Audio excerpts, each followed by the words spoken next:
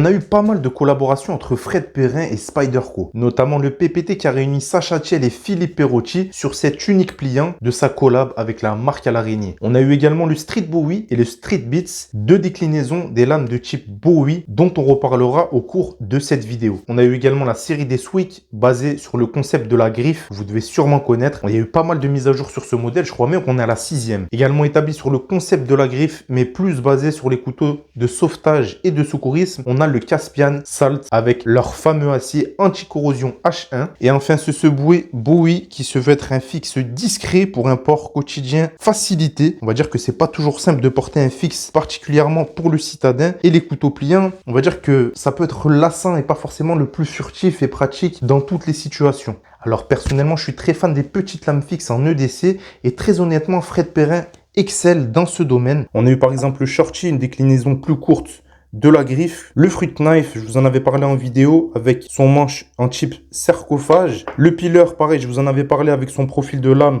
courbe. Et la légendaire griffe dans sa dernière version dont on reparlera peut-être sur la chaîne. Le Subway, ici avec des micro-rayures, il a un peu souffert des tests que je lui ai fait pour cette vidéo, fait donc 13 cm pour 63 grammes, un tranchant d'environ 6,5 cm qui bouge pas. On a une efficacité du tranchant dans le temps qui est surprenante, pas forcément très simple à reprendre car on est sur un acier LC200N qui est assez dur. De base, c'est un acier qui est utilisé pour les outils. Il présente une haute teneur en azote offrant une résistance à la corrosion supérieure à la moyenne qui est comparable à l'acier H1 très utilisé également par Spyderco, utile dans les milieux marins que justement c'est très résistant à la corrosion. Une lame de type Bowie. Pour l'histoire, le couteau Bowie est rattaché à un héros national américain, Jim Bowie, connu pour ses duels à l'arme blanche, selon l'histoire même avec un taureau, qui au fil du temps confectionna ce profil de couteau qui de base offre un angle de biseau très fin vers sa pointe en s'épaississant régulièrement vers la garde. On a un contre-tranchant qui court sur un quart de la lame, souvent en demi-lune, qui va permettre d'abaisser la pointe, offrant une meilleure pénétration. C'est un profil de lame qui était recherché pour être autant efficace pour la chasse, dépecer, etc. que pour le combat. Mais ce qui permet vraiment de reconnaître le Bowie, c'est sa silhouette générale, particulièrement utilisée dans le cinéma, notamment les westerns, ou même sur des films plus récents. Ça, c'est un couteau fixe. Sur le Subway, on garde ce profil sans contre-tranchant par contre, permettant d'avoir une pointe plus solide. Et c'est un point extrêmement positif selon moi pour un petit couteau EDC multitâche. On part sur 3 mm d'épaisseur pour terminer sur 1 mm dans sa partie la plus fine. Là où on retrouve habituellement, je dirais, moins d'1 millimètre sur ce type de couteau. Donc une excellente pointe, solide, efficace. Vous pouvez le voir à travers quelques tests. On est totalement en confiance. Des pointes, j'en ai cassé un paquet parce que ça reste une partie du couteau que je sollicite quand même pas mal. J'ai eu de nombreuses déceptions malheureusement. Ici, on est sur du fiable grâce à l'architecture, l'acier utilisé et bien sûr l'épaisseur, ce qui permet d'être totalement en confiance. Le talon de lame est dans la continuité du tranchant. Sur le dos, un grip prolongé sur le manche, la grosse encoche répandue sur les créations de chez Fred, offrant une bonne garde et un bon maintien. Le reste du manche est évasé jusqu'à sa base où l'on retrouve un passant pour de la cordelette dans le cas où vous décideriez d'augmenter artificiellement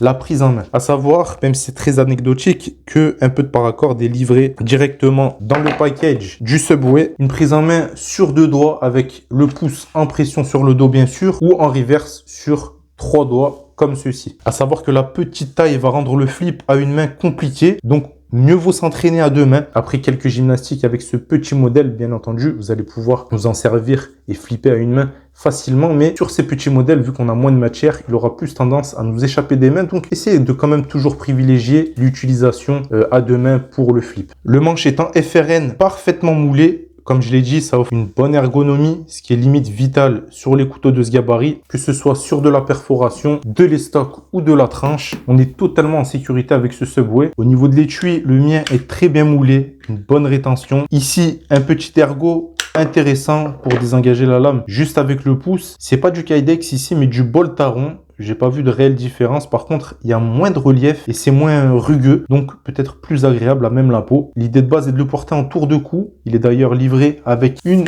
chaînette à rupture rapide pour se libérer d'un éventuel étranglement. Et oui, les camarades, ça c'est quelque chose qu'il faut éventuellement prendre en compte, notamment avec les sweats à capuche. Lors d'une bagarre, l'adversaire pourrait éventuellement être tenté de vous traîner par d'éventuels colliers ou lacets, comme ici avec le poteau Bobby Box. C'est pour ça que les necks devraient se porter avec des systèmes de détachement rapide comme des chaînettes, ou, et c'est ce que je préfère, ce genre de système fixé sur paracorde. Je vous mets le lien dans la description bien sûr. C'est selon moi plus efficace, plus furtif et moins désagréable à porter. Bref, on referme cette parenthèse, il faut toujours faire attention si on porte des choses autour du cou. Ce genre de petite lame se porte également très bien en statique à la ceinture pour un max de discrétion, mais quand on a un peu de ventre, c'est pas toujours agréable, à moins d'avoir le t-shirt entre l'étui et la peau. Perso, je suis très fan du port dans la poche. Vous faites un système coulissant, ça fonctionne nickel, et ce système de port va présenter plusieurs avantages. Déjà, le fait d'avoir son couteau là où les mains sont régulièrement, notamment lorsqu'on flâne, il est simple de le sortir de l'étui discrètement dans la poche directement, contrairement à d'autres systèmes où on va avoir des mouvements plus suspects, on va dire. Ça reste parfaitement invisible, c'est pas du tout invasif, contrairement à d'autres systèmes de port, comme je l'ai dit avant, quand c'est en statique, en pelvien, quand on se baisse, ça peut être gênant, dans le dos, ça peut être gênant, à la ceinture.